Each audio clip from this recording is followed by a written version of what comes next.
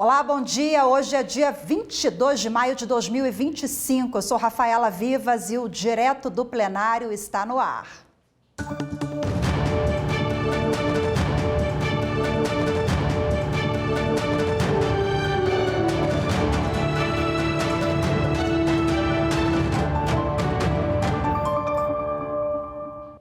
Você acompanha em instantes aqui com a gente a sessão no Tribunal Superior Eleitoral.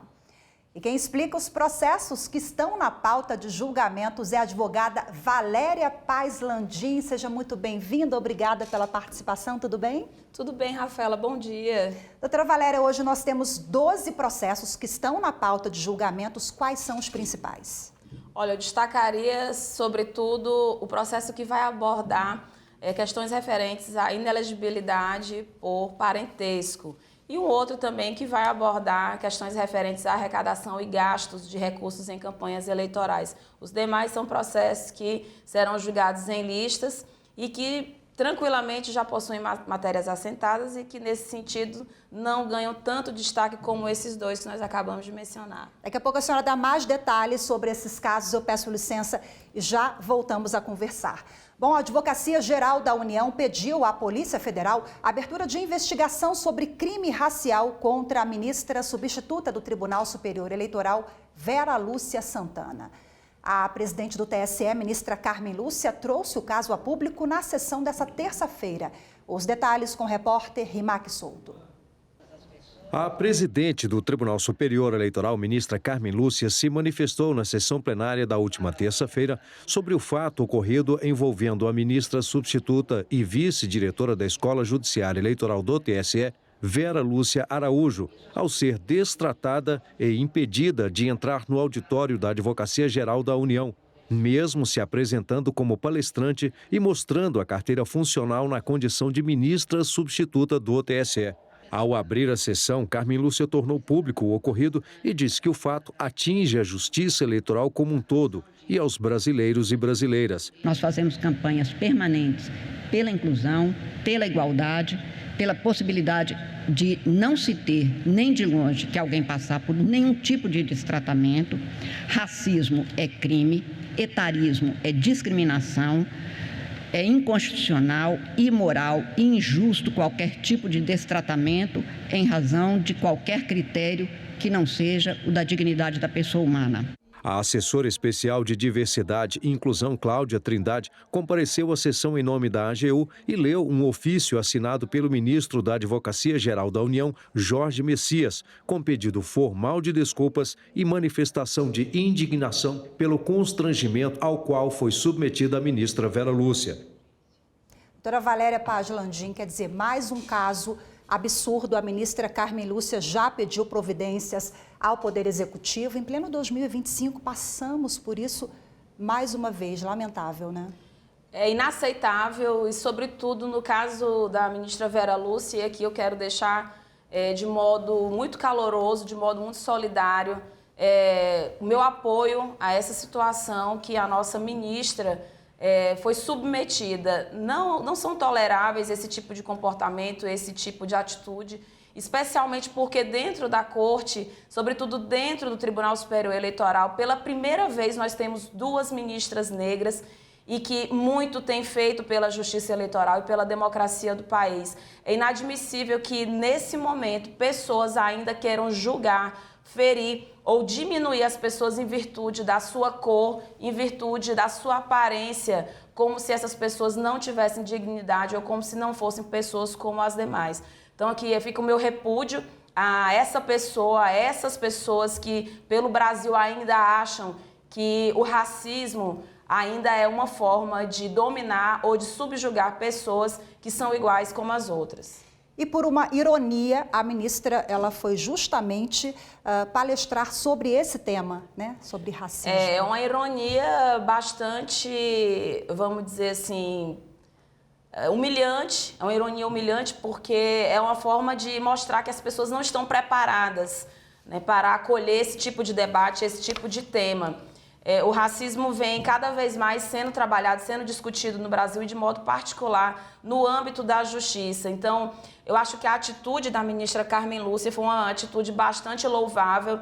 exatamente por não passar a mão ou por não fazer de conta que essa situação tão agravante, essa situação tão degradante, ela aconteceu no âmbito da justiça, né? Então fica aqui também o meu reconhecimento a essa postura da ministra Carmen Lúcia. Bom, vamos agora à pauta do dia. O primeiro item é o recurso contra a decisão do Tribunal Regional Eleitoral da Paraíba, que negou o registro de candidatura de Aloysio Lundgren Correia Regis, do PSDB, ao cargo de prefeito do município de Conde, na Paraíba, em 2024. A decisão tem como fundamento inelegibilidade por parentesco. Doutora Valéria, explica esse caso para a gente. Nós já temos no Poder Judiciário, né, uma resolução, uma súmula sobre nepotismo, proibindo, e esse processo trata justamente sobre inelegibilidade envolvendo um parentesco, né? Isso. A Justiça Eleitoral tem se preocupado bastante com esse aspecto em relação às questões de parentesco. Isso é muito comum em nosso Brasil, isso se perpetuou ao longo dos anos. Quando se tinha um prefeito que ele se reelegia e não queria sair, aí colocava a esposa, ou colocava o filho, ou colocava o irmão, e assim por diante. Então, num dado momento, a norma e a própria Constituição Federal, ela, quando traz esse artigo sobre a inelegibilidade por parentesco, ou a gente chama também de inelegibilidade reflexa, ela visa proteger numa determinada circunscrição esse tipo de favorecimento, porque o coração da norma eleitoral, quando ela visa proteger esse tipo de caso, é exatamente para dizer assim, nós queremos deixar o processo eleitoral íntegro, rígido e igualitário. Então, quando eu tenho uma máquina, ou quando eu tenho um parente, quando eu tenho uma pessoa que ela, de alguma forma, tem uma vantagem extremamente além em relação aos outros candidatos, obviamente que a chance desse candidato ou dessa candidata ser eleita, ela é muito maior em relação aos demais candidatos. E é exatamente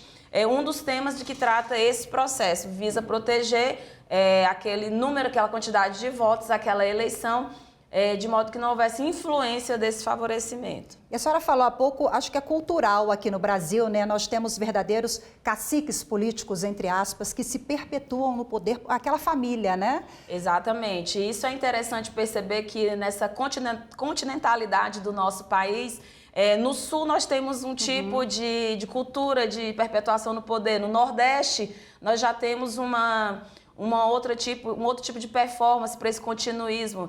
E nós temos aí, inclusive, um livro chamado Coronelismo Inchado em Voto, que esse livro maravilhosamente... É um clássico, né, exatamente. Ele traduz essa continuidade no poder, né? Então, se deixasse, né, se essa matéria não fosse uma matéria observada e não protegida pela própria Constituição Federal, nós teríamos aí gerações e gerações de famílias que jamais deixariam o poder e que não dariam oportunidade para que outros candidatos, outras candidatas viessem a assumir e oxigenar o poder político e eleitoral e a própria democracia brasileira. Vamos agora ao segundo item da pauta. Bom, o segundo item é um recurso apresentado pelo Diretório Regional do Partido Republicanos, em Alagoas, contra a decisão individual do ministro Floriano de Azevedo Marques, proferida na análise de um mandado de segurança apresentado pelo deputado federal Paulo Fernando dos Santos, do PT. Do que se trata esse caso, doutora? Esse processo ele é um mandado de segurança, é um agravo em mandado de segurança, e o mandado de segurança ele é um remédio constitucional muito específico, sobretudo quando se tem ali uma clara ofensa a direito líquido e certo. Então, esse processo ele é um agravo e que ele argumenta, ele é em representação eleitoral e que argumenta exatamente o artigo 30A, ele discute o 30A. E o que fala o artigo 30A? Ele vai falar sobre a arrecadação e os gastos em campanha eleitoral. E o que é importante se destacar, quando nós falamos de arrecadação e de gastos eleitorais, nós estamos falando de que é necessário existir uma transparência na arrecadação e na aplicação desses recursos. E qual que é o objetivo principal desse artigo? É exatamente evitar que situações ou casos de corrupção, casos de favorecimento financeiro indevido, ou que aportes internacionais, por exemplo, ou aportes de organizações criminosas, e aí nós podemos inclusive abrir um parênteses para dizer que recentemente, das últimas eleições, a própria Polícia Federal inclusive tem feito um trabalho fantástico no que diz respeito de fazer um rastreio dessa arrecadação de recursos para que não venham recursos de organizações criminosas, que não venham recursos oriundos do narcotráfico. E isso tem acontecido em outros países da região. Então, esse processo ele objetiva exatamente averiguar se houve uma arrecadação ou se houve gastos irregulares, e se isso fosse confirmado, comprovado hoje no julgamento na sessão, pode haver sim aí a cassação de um mandato em virtude da apuração da arrecadação e de gastos indevidos em campanhas eleitorais. Essa questão da prestação de contas é bem recorrente, né? Processos dessa natureza no Tribunal Superior Eleitoral, e a gente está falando também de equilíbrio do pleito, né? Para garantir esse equilíbrio. Exatamente. E essa questão da prestação de contas, Rafaela, ela é muito interessante por dois sentidos. Nós temos duas naturezas de prestação de conta. Nós temos as prestações de contas partidárias e nós temos as prestações de contas de campanhas eleitorais. Então, nós costumamos dizer, nós advogados, nós costumamos dizer para os candidatos que a prestação de contas, antes de tudo, ela tem que ser pensada, um planejamento financeiro tem que ser pensado antes de pensar em qualquer outro ato de campanha. Por quê? Porque cada candidato, cada região, existe um teto para que haja um gasto desses recursos, né? Então, não é possível passar, ainda que você seja uma pessoa extremamente bem servida de valores, existe um teto para isso, né? Para que não haja abuso. Mais uma vez, voltando, o espírito da norma, o espírito do legislador, quando ele pensou nisso, é exatamente para deixar o pleito equilibrado, para que não haja uma distorção na disputa, na corrida eleitoral, porque é muito fácil eu conseguir pagar uma propaganda eleitoral para me impulsionar, me jogar à frente dos outros candidatos, quando uma outra pessoa que disputa o mesmo cargo como o meu, ela não tem tanto recurso para chegar nos eleitores e convencer para que esse candidato ou essa candidata seja a melhor opção para voto. Então, o rastreio do dinheiro, o caminho do dinheiro e a formalidade das prestações de conta, elas são indispensáveis. A Justiça Eleitoral preza muito por isso, e o próprio Tribunal Superior Eleitoral tem setores extremamente qualificados para a aferição desses gastos, tanto durante o ano, antes da eleição, como também as contas eleitorais. Bom, vamos agora aos outros processos. Na pauta de julgamento, nós temos os demais em lista. O que significa isso na prática, doutora? Tecnicamente, o julgamento de processos em lista significa que esses processos são processos que continuam guardando a sua importância, mas que, em virtude da repetição da matéria, em virtude de já existir uma jurisprudência assentada sobre aquele determinado tema e que não exige no momento um debate mais apurado, eles são organizados em listas para que o ministro possa simplesmente ali proferir a sua decisão e haja um maior impulso ou uma melhora de resultados nos julgamentos desses processos.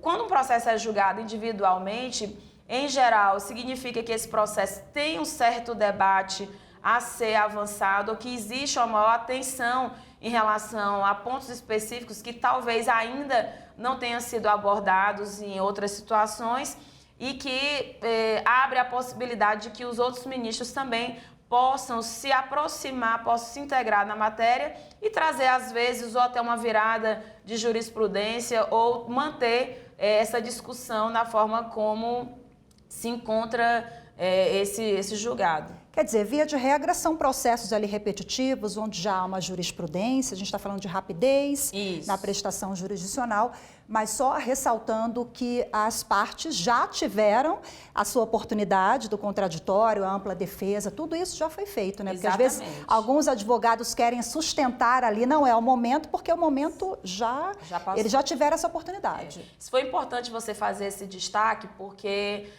às vezes as pessoas tendem a achar que o fato do processo estar sendo julgado em lista, não houve oportunidade para que essas partes pudessem se movimentar, se manifestar. Mas exatamente como você colocou, sim, as partes são chamadas para falar, cada uma na sua ocasião específica, e a partir disso o ministro se usa daquelas manifestações, daquele debate que é trazido dentro do processo e profere a sua decisão.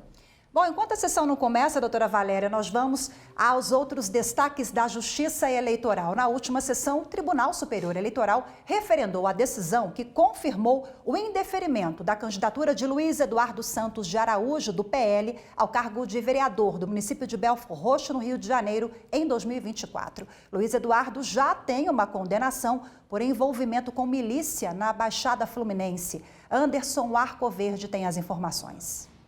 O caso chegou ao TSE depois que o Tribunal Regional Eleitoral do Rio de Janeiro negou a candidatura de Luiz Eduardo dos Santos de Araújo com base na vida pregressa dele.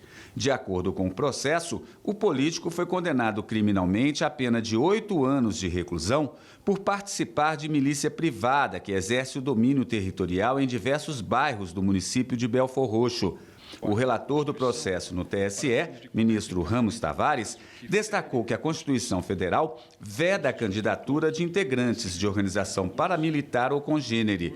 O ministro afirmou que a atuação de organizações criminosas no processo eleitoral põe em xeque a liberdade de escolha do eleitorado. Este Tribunal Superior já fixou para as eleições de 2024 a tese de que a proibição de candidatura de integrante de organização paramilitar ou similar advém diretamente do artigo 17, parágrafo 4º da Constituição Brasileira, norma essa que combate a interferência no processo eleitoral por parte de grupos criminosos organizados. A votação foi unânime. Mais de 5 milhões de pessoas terão título de eleitor cancelado pela Justiça Eleitoral. A medida abrange o eleitorado que não votou, não justificou e nem pagou as multas referentes à ausência nas últimas 3 eleições. O eleitor pode acessar o site do Tribunal Superior Eleitoral para verificar a situação do título. O endereço é o tse.jus.br. Doutora Valéria, o que acontece quando o título de eleitor é cancelado? A gente já vota há tanto tempo e que bom, votamos, né? E as pessoas ainda perdem o prazo? Exatamente. Nós precisamos ter bastante atenção em relação ao cancelamento do título eleitoral, porque isso impacta diretamente, traz consequências diretamente na nossa vida civil e também, como você acabou de mencionar, na nossa vida política, os nossos direitos políticos e eleitorais. Primeiro, haverá aí uma dificuldade ou uma impossibilidade de exercer o direito ao voto, de votar e de ser votado. Temos aí outras consequências mais cotidianas, como o caso de não poder assumir cargo público, concurso público, não conseguir emitir um passaporte, ter dificuldades em transações financeiras em alguns bancos, e a maioria das instituições financeiras, elas consideram a regularidade eleitoral como requisito para a liberação de valores. Participar de concursos públicos também, esse é um problema grave. E também essa forma de você se excluir voluntariamente dessa participação da escolha dos nossos representantes. Então, o ideal é que esse eleitor, essa eleitora, venha procurar o cartório eleitoral, procure regularizar. E aí, nesse caso, Rafaela, também tem a questão da multa, porque haverá aí a sanção da multa, é necessário pagar essa multa e solicitar ao cartório eleitoral mais próximo ou da sua circunscrição, da sua zona, a regularização desse título. E hoje é tão fácil, né? Pelo aplicativo, pelas redes, a gente consegue pela internet resolver tudo, né? Exatamente. Não pode deixar passar o prazo e se passou, tem que pagar a multa e resolver o mais breve.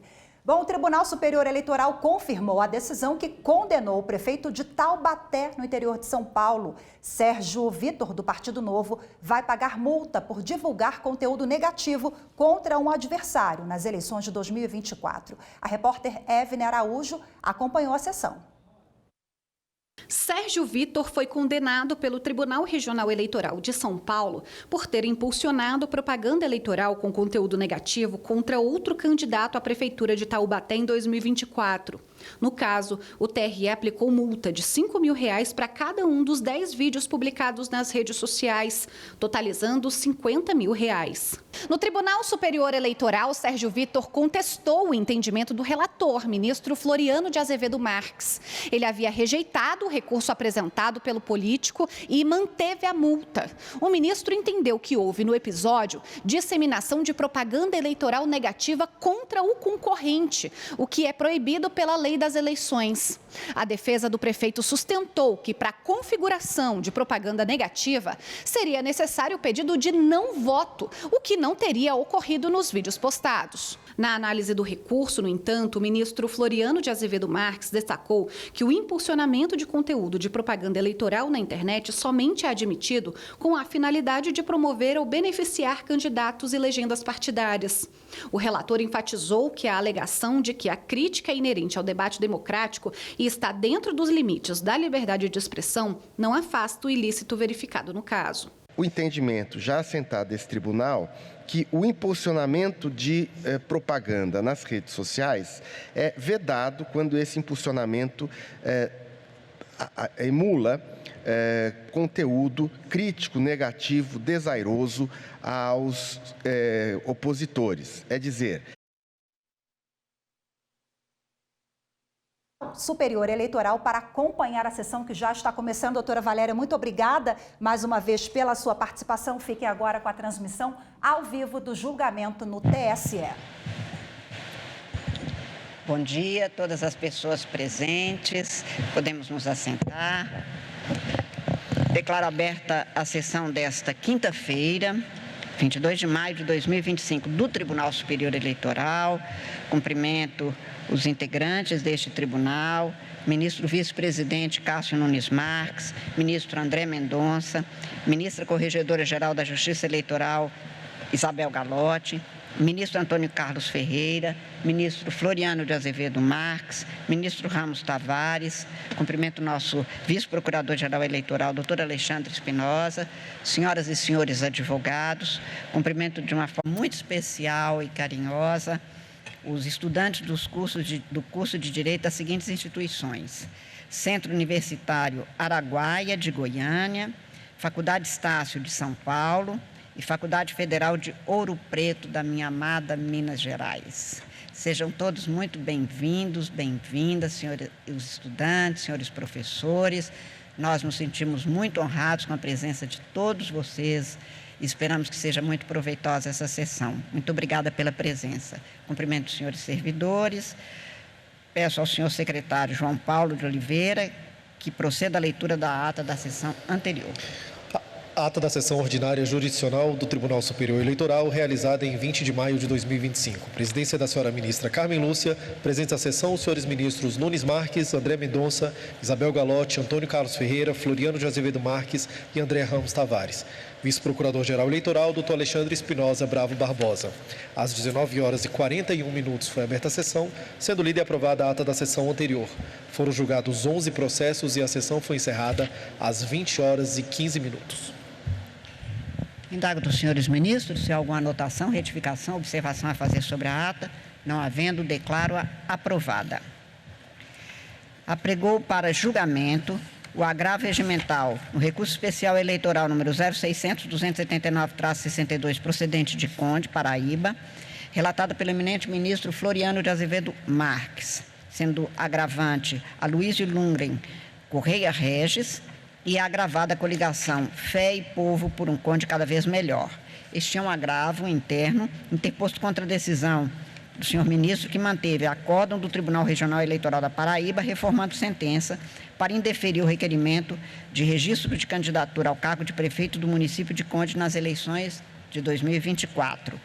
Tem a palavra o eminente ministro Floriano de Azevedo Marques. Excelentíssima senhora ministra-presidente Carmen Lúcia, em nome de quem cumprimento os demais ministros e a ministra corregedora, senhor vice-procurador-geral eleitoral Alexandre Espinosa, senhor secretário João Paulo, saudando também os estudantes do Centro Universitário Araguaia de Goiânia, da Faculdade Estácio de São Paulo e da Faculdade Federal de Ouro Preto, das Minas Gerais, amadas pela senhora presidente e por todos nós, senhores e senhoras advogados. Aqui nós temos um agravo regimental em face de decisão do Tribunal Regional Eleitoral da Paraíba, que proveu recurso eleitoral da coligação Fé e Povo para um Conde cada vez melhor, para reformar sentença que indeferira o registro da candidatura de Aloysio Lundgren Correia Regis ao cargo de prefeito do município de Conde nas eleições de 2024, com fundamento na inelegibilidade por parentesco descrita no artigo 14, parágrafo 7º da Constituição Federal. Sobreveio a interposição de recurso especial pelo candidato impugnado, cujo seguimento foi negado por decisão monocrática em razão da perda superveniente do objeto recursal, ensejando a apresentação do presente agravo regimental. A negativa do seguimento ao recurso especial decorreu da prejudicialidade do apelo em razão da perda superveniente, como dito, do objeto recursal, na medida em que, qualquer que fosse o resultado do julgamento referente ao requerimento de registro da candidatura do ora agravado, não haveria reflexo na eleição majoritária para o cargo de prefeito. De fato, de acordo com os dados extraídos do Sistema de Divulgação de Resultados das eleições de 2024, o agravado não teve êxito no pleito, recebendo 1,12% dos votos válidos. Por sua vez, a candidata eleita para o cargo de prefeito do município de Conde obteve 65,62% dos votos válidos, de modo que, ainda que houvesse indeferimento do registro, cassação de diploma ou perda do mandato por ela obtidos, seriam convocadas novas eleições majoritárias nos termos do artigo 224, parágrafo 3º do Código Eleitoral e da jurisprudência desse Tribunal Superior, e cito precedentes. Não procede a pretensão do agravante de afastar a perda superveniente do objeto recursal, com fundamento que a manutenção da decisão ensejaria impossibilidade de concorrer nas eleições subsequentes, porquanto esse entendimento da Corte Superior é no sentido de que, abro aspas, nos processos de registro da candidatura, a verificação do preenchimento das condições de elegibilidade e da incidência de eventual causa de inelegibilidade é feita a cada eleição e não se vincula a pleitos futuros. Dessa forma, caso o candidato deseje participar de futuras eleições, deverá submeter-se a um novo processo de registro de candidatura, sendo novamente examinadas as condições de elegibilidade e as eventuais inelegibilidades. Cito aqui um precedente do ministro Antônio Carlos Ferreira. Prosseguir no julgamento desse agravo tornaria a jurisdição desprovida daquilo que a justifica, que é a dirimissão de conflitos com decisões que se ponham úteis à sistemática do processo eleitoral. No caso presente, não há mais esta utilidade, razão pela qual o agravo regimental deve ter provimento negado como voto. Agradeço a Vossa Excelência que, portanto, declina a perda superveniente de objeto pela inutilidade processual e nega provimento ao agravo. Eu indago dos senhores ministros se há alguma divergência. Não havendo, proclamo o resultado que o Tribunal, por unanimidade, negou provimento ao agravo nos termos do voto do relator. Apregou para continuidade de julgamento o agravo regimental no mandado de segurança número 0600-020-93, procedente de Maceió, sendo relatado pelo eminente ministro Floriano de Azevedo Marques.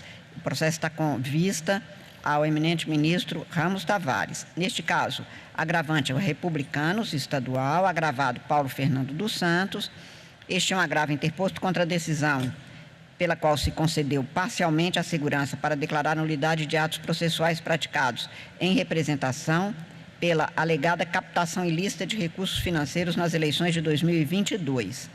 Na sessão de 26 de novembro de 2024, o relator ministro Floriano de Azevedo Marques votou no sentido de conhecer do agravo e a ele negar provimento, mantendo a decisão agravada em todos os seus termos.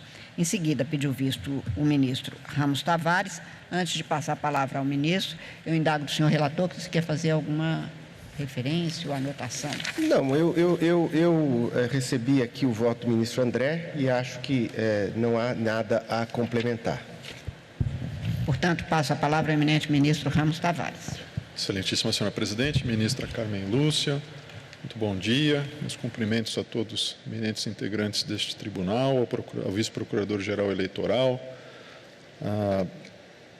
aos advogados da causa que nos acompanham, aos demais advogados, advogadas, aos servidores, servidoras, em especial aos estudantes aqui presentes hoje, estudantes do Centro Universitário Araguaia de Goiânia, da Faculdade Estácio de São Paulo, da Faculdade Federal de Ouro Preto, de Minas Gerais, os professores que os acompanham. Senhor presidente, eu havia pedido vista deste caso apenas para fazer uma análise mais profunda acerca da questão relacionada à sistemática da anotação de sigilo. Então, eu já fiz, como o ministro relator anunciou, já fiz distribuir meu voto, farei um brevíssimo resumo, adiantando que eu estou acompanhando o ministro relator integralmente. Aqui, o que ocorreu é que o autor sempre pode requerer o segredo de justiça, seja para os autos processuais, seja para um ou mais documentos do processo. E uma vez anotado o sigilo, a secretaria efetua a conclusão dos autos para que o magistrado decida acerca da sua manutenção ou do seu levantamento. Essa sistemática é a que melhor se amolda, no meu modo de ver, à própria garantia da publicidade dos atos processuais com respeito à intimidade e também ao interesse social, regra encartada no artigo 5º, inciso 60 da Constituição, que vem também complementada pelo artigo 93, inciso 9 da mesma Constituição. E cabe ao magistrado responsável pela condução do feito, é assim inclusive aqui, analisar prontamente a anotação de sigilo processual. A publicidade, portanto, permite um alcance fiscalizador da coletividade e o conhecimento por eventuais interessados, que é o que esteve a ocorrer neste caso concreto, conhecimento por eventuais interessados sobre os atos praticados. Diante desse contexto de aparente financiamento de material publicitário negativo por um sindicato, estou a mencionar, portanto, uma particularidade relevante aqui para as conclusões finais. Então, diante desse cenário, o autor do pedido do sigilo pleiteou este sigilo para, abro aspas, preservar a imagem do sindicato, fecho aspas. Essas razões expostas, no meu modo de ver, assim como também na linha do ministro relator, são razões imprestáveis para afastar o pleito de afastamento da publicidade processual. O representante narra, vejam bem, narra na inicial a existência de um suposto ilícito eleitoral e anota sigilo dos autos para supostamente preservar a imagem de quem, conforme as suas próprias alegações, participou dolosamente do ato. Também verifico que a prática de abuso de direito, quanto à anotação sigilosa, ocorre sobretudo porque o candidato representado foi eleito sexto suplente. A falta de uma manifestação judicial aqui quanto ao sigilo, no meu modo de ver, caracterizou efetivamente ofensa direta ao devido processo legal, com prejuízo, e existe esse prejuízo aqui, prejuízo concreto, prejuízo jurídico em relação ao atual impetrante.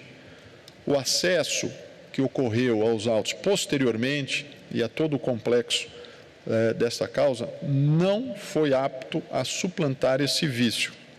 Houve grave comprometimento ao impetrante dos seus direitos pela perda da oportunidade processual probatória. Aliás, na linha aqui do próprio entendimento do Supremo, que eu trago aqui a transcrição sobre ser a publicidade verdadeiro, aqui estou citando decisão do Supremo, verdadeiro instrumento democrático de controle da função jurisdicional. Ademais, anoto eu, o autor apontou de modo expresso que o vício lhe causou efetivo prejuízo.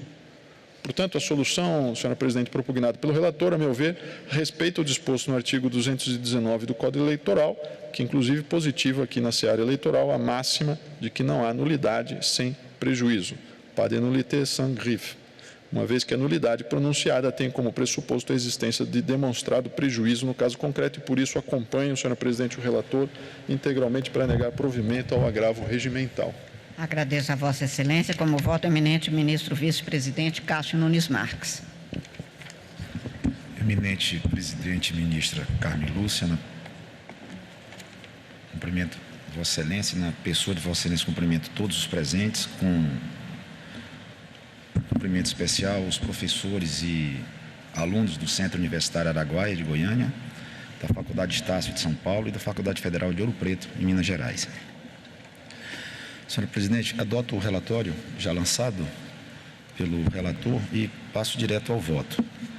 Assento desde logo que o TSE não é foro competente para o processamento do presente mandamos. Confesso que, da análise detida das peças, sequer resta clara a autoridade tida por coatora. Isso porque, por ocasião da impetração, os únicos atos existentes passíveis de serem atacados por mandado de segurança foram os praticados pela relatora na origem, que encaminhou a ação eleitoral para julgamento no plenário, sem que houvesse análise do pedido de assistência, e pelo presidente do TRE de Alagoas, que designou sessão para o referido julgamento.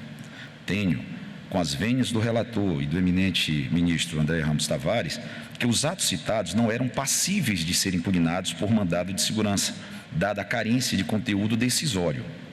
O ministro Floriano de Azevedo Marques, por seu turno, identifica a autoridade coatora como o TRE de Alagoas, porquanto permitiu, abro aspas, a tramitação do feito eleitoral quando era flagrantemente incabível o segredo de justiça, fecho aspas. Com as máximas vênias, o ato coator que se pretende combater, seja do relator, seja do presidente, não foi praticado pelo TRE Alagoas, mas, conforme esclareci, por membro da Corte Regional.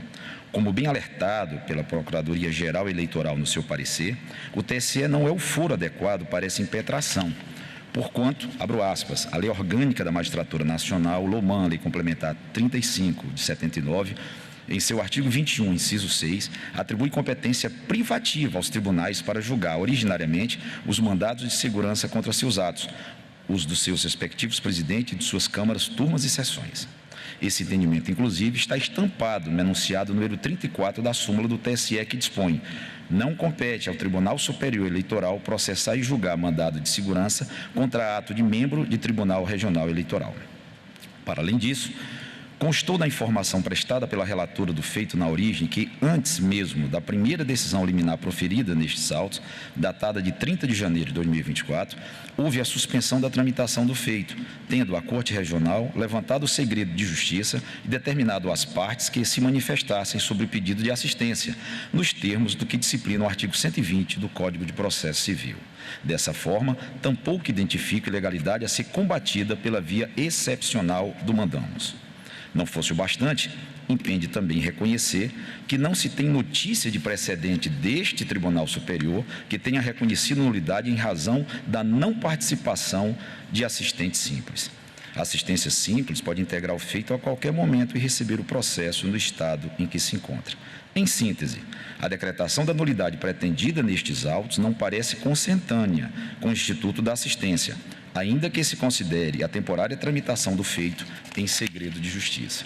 Em razão do exposto, nos termos do parecer ministerial, voto pelo não conhecimento do mandado de segurança, com consequente cassação de ambas as liminares deferidas. É como voto. Agradeço a Vossa Excelência. Então, Vossa Excelência, dá provimento ao agravo para não conhecer do mandado de segurança. Agradeço a Vossa Excelência. Como voto, eminente ministro André Mendonça. Agradeço a concessão da palavra, senhora presidente, minha saudação a Vossa Excelência, aos eminentes ministros, vice-procurador-geral eleitoral, senhores servidores, advogados que nos acompanham, também aos alunos, estudantes e professores das instituições de ensino aqui presentes, Centro Universitário Araguaia, de Goiânia, a Faculdade Estácio, em São Paulo, e também a Faculdade Federal de Ouro Preto, na querida também Minas Gerais. Meu pai era mineiro, viu, ministra Carmen? Então, eu também tenho Minas é o mundo, Minas é tudo. E, senhora presidente, eminentes ministros, eu, pedindo vênia também ao eminente relator e ao ministro Ramos Tavares, eu adiro à divergência inaugurada pelo ministro Nunes Marques, me permito apenas consignar em complemento ao que já foi trazido pelo ministro Nunes Marques, no que tange ao não conhecimento do agravo.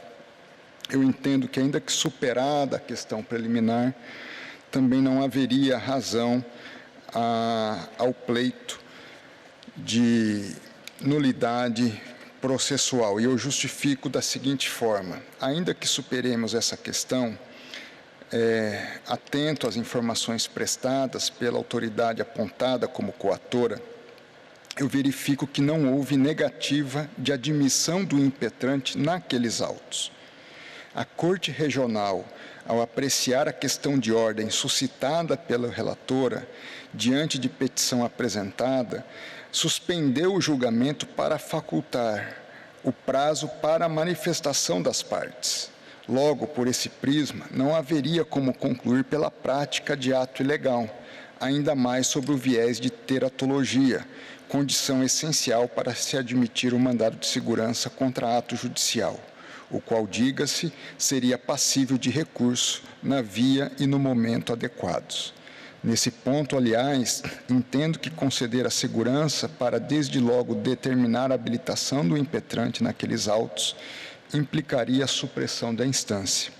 E sobre a nulidade dos atos processuais, por indevida anotação de sigilo na tramitação da representação na origem, a parte impetrante, a meu juízo, não apontou um ato concreto de prejuízo, senão a simples alegação genérica, o que não pode fazer a presunção de ilícito ou ato ilegal no âmbito do regional. Na Justiça Eleitoral prevalece a regra do artigo 219 do Código Eleitoral, segundo a qual a aplicação da lei eleitoral por parte do juiz atenderá sempre aos fins e resultados que a ela se dirige, abstendo-se de pronunciar nulidades sem demonstração de prejuízo. Alega-se aqui prejuízo ao direito à ampla defesa, mas não se aponta, por exemplo, qual meio de prova concretamente conduziria a um possível desfecho consentâneo ao interesse processual do impetrante.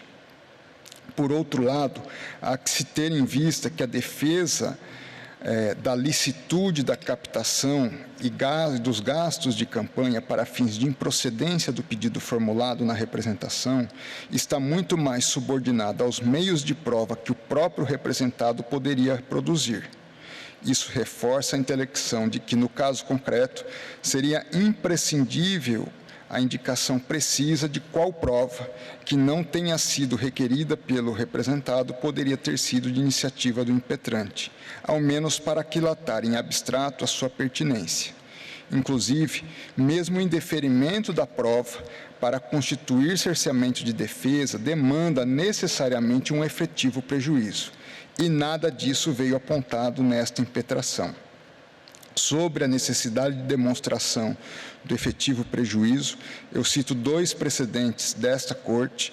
Primeiro, no agravo no recurso especial eleitoral 0600-960-95, São Paulo, relatado pelo ministro Carlos Orbá, e o segundo, o recurso ordinário eleitoral 0601-357-06, Rio Grande do Sul, relatado por Sua Excelência, a presidente ministra Carmen Lúcia.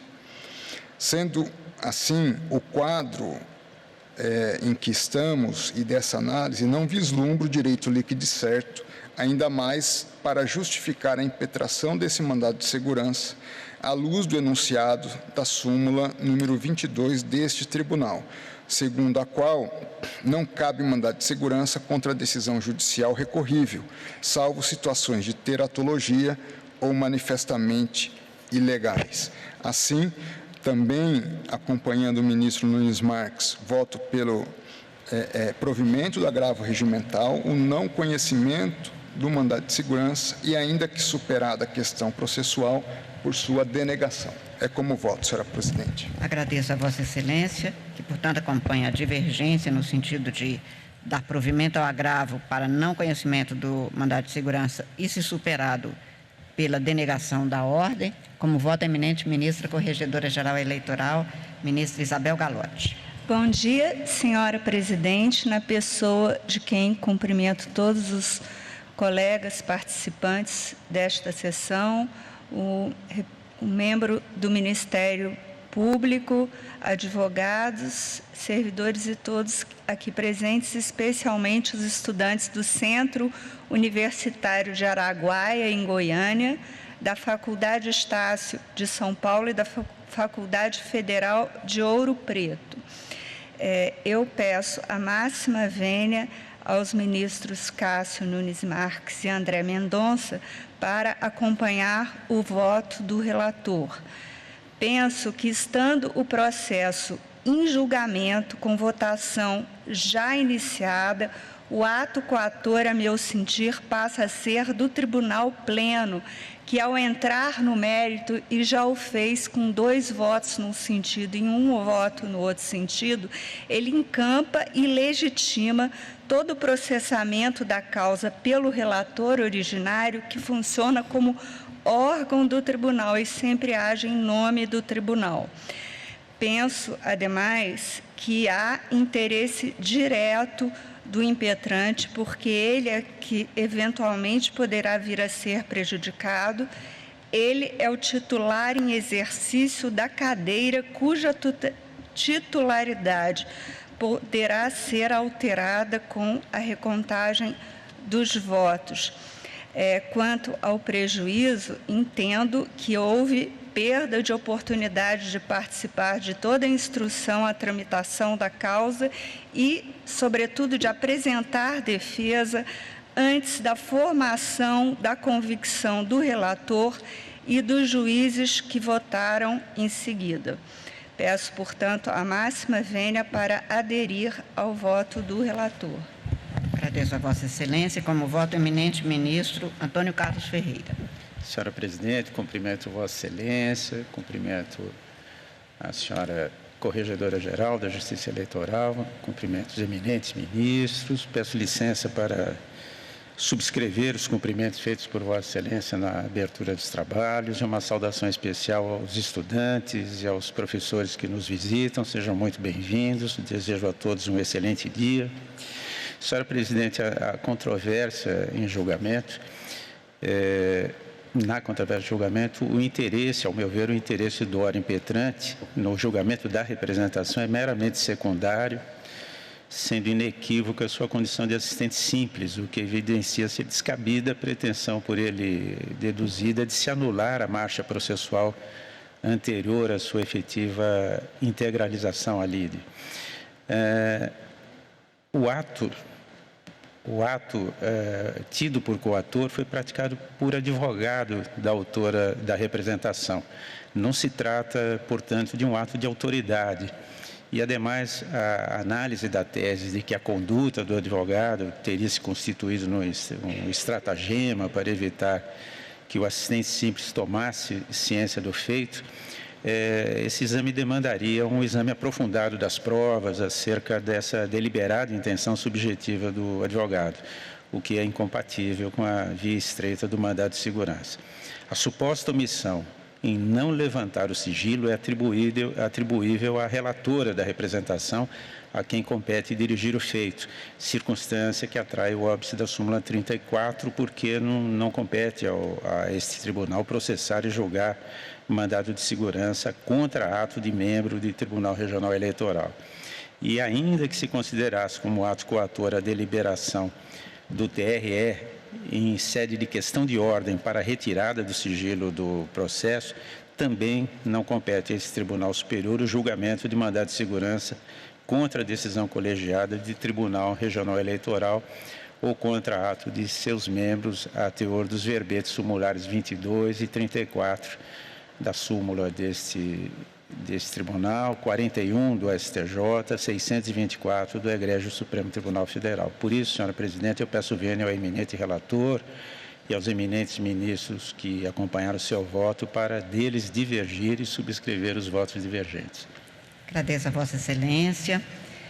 Também eu peço vênia ao eminente ministro relator, ministro Ramos Tavares e a eminente ministra Isabel Galotti, para prover o agravo no sentido de não conhecer o mandado de segurança. Parece-me que aqui esbarram-se em alguns óbices que são de conhecimento. Primeiro, a questão da competência. Efetivamente, se trata de um ato que não seria de julgamento deste Tribunal Superior Eleitoral. A primeira decisão do ministro, então presidente, Alexandre de Moraes, era para suspender o julgamento. E houve um alargamento na decisão posterior do eminente relator. E, ainda que pudesse ser superado, realmente não seria de se conceder a ordem de segurança pela singela circunstância de que não me parece provado aqui nem direito, menos ainda dotado de liquidez e certeza do impetrante, e não se demonstra ilegalidade ou abuso de poder, o que significa que nos termos da Constituição ou da Lei do Mandado de Segurança 12.016, não há direito, nem há ilegalidade partindo de autoridade que pudesse ser considerada coatora para os fins específicos de uma concessão da ordem, razão pela qual, com todas as vênias do eminente ministro, relator e dos ministros que o acompanharam, eu também estou não conhecendo, dando provimento ao agravo para não conhecer do mandado de segurança. Eu indago apenas do ministro Antônio Carlos, e Vossa Excelência também dá provimento para não conhecer. E, portanto, proclamo o resultado que o tribunal, por maioria, deu provimento ao agravo para não conhecer do presente mandado de segurança, com a cassação das liminares deferidas nos termos do voto divergente do ministro Nunes Marques, que então é designado redator para o acórdão, vencidos o ministro relator e os ministros André Ramos Tavares e Isabel Galotti. Apregou para julgamento 5 listas desta pauta, foram afixadas no quadro ao lado da entrada do plenário, os processos foram previamente divulgados na internet, e o registro a presença na sala de videoconferência para acompanhamento dos julgamentos do doutor Eduardo Damião Duarte, advogado dos embargados Rubens Rocha de Andrade, coligação Angra no caminho certo, nos embargos de declaração no recurso especial eleitoral número 0600-336-25 de Angra dos Reis, relatado pelo eminente ministro Floriano de Azevedo Marques, o item 5 da lista número 3, do eminente ministro, e ainda do doutor Igor Labre de Oliveira Barros, advogado dos embargantes Rubson Oliveira Nazário e União Brasil Municipal, nos embargos de declaração no agravo regimental no recurso especial eleitoral número 0600-218-59, procedente de Paraíso do Tocantins, também de relatoria do eminente ministro Floriano de Azevedo Marques, que é o item 8 da lista número 4. Senhores advogados, doutor Eduardo e doutor Igor, sejam muito bem-vindos nesta participação. Apregou para julgamento a lista número 1, relatada pelo eminente ministro Floriano de Azevedo Marques. Há um processo que é um agravo regimental em agravo em recurso especial eleitoral, procedente de Fortaleza, e o eminente ministro relator não conhece do agravo. Eu indago dos senhores ministros se há alguma divergência. Não havendo, proclamo o resultado que o tribunal, por unanimidade, não conheceu do agravo nos termos do voto do relator. Lista número 2, relatada pelo eminente ministro Floriano de Azevedo Marques, também um processo no qual um agravo regimental em agravo em recurso especial eleitoral procedente de Cascavel, 0600-071-19, e neste caso o eminente ministro relator nega provimento ao agravo. Indago dos senhores ministros se há alguma divergência, não havendo, proclamo o resultado que o tribunal, por unanimidade, negou provimento ao agravo nos termos do voto do relator. Lista número 3, relatada pelo eminente ministro Floriano de Azevedo Marques, são 2 processos, nos quais embargos de declaração nos 2 casos, e nestes 2 casos o ministro não conhece dos embargos de declaração. Indago dos senhores ministros se há alguma divergência, não havendo, proclamo o resultado que o tribunal, por unanimidade, não conheceu dos embargos nos termos do voto do relator. Lista número 4, também de relatoria do eminente ministro Floriano de Azevedo Marques. São 2 processos nos quais constam embargos de declaração em agravo regimental em recurso especial eleitoral procedente de Lavras, Minas Gerais, 0600-268-04, e procedente de Paraíso do Tocantins, 0600-218-59. Nestes 2 casos, o eminente ministro relator rejeita os embargos de declaração. Indago dos senhores ministros se há alguma divergência, não havendo, proclamo o resultado que o tribunal, por unanimidade, rejeitou os embargos nos termos do voto do relator. Lista número 1, relatada pelo eminente ministro Ramos Tavares, da qual constam 4 processos, que são agravos regimentais em agravo em recurso especial eleitoral e agravo regimental em recurso especial eleitoral. Nestes 4 casos, o eminente ministro vota no sentido de negar provimento aos agravos. E eu indago dos senhores ministros se há alguma divergência, não havendo, proclamo o resultado que o tribunal, por unanimidade, negou provimento aos agravos nos termos do voto do relator. Indago dos senhores ministros se há alguma matéria posta em mesa ou urgência que deva ser trazida ainda nessa sessão. Não havendo mais nenhum processo a ser julgado, nenhuma urgência posta pelos senhores ministros, eu agradeço a presença de todos, desejo um excelente dia, mais uma vez renovo um cumprimento especial aos senhores professores e estudantes que aqui compareceram, Declaro encerrada a presente sessão, desejando a todos um excelente dia. Muito obrigada.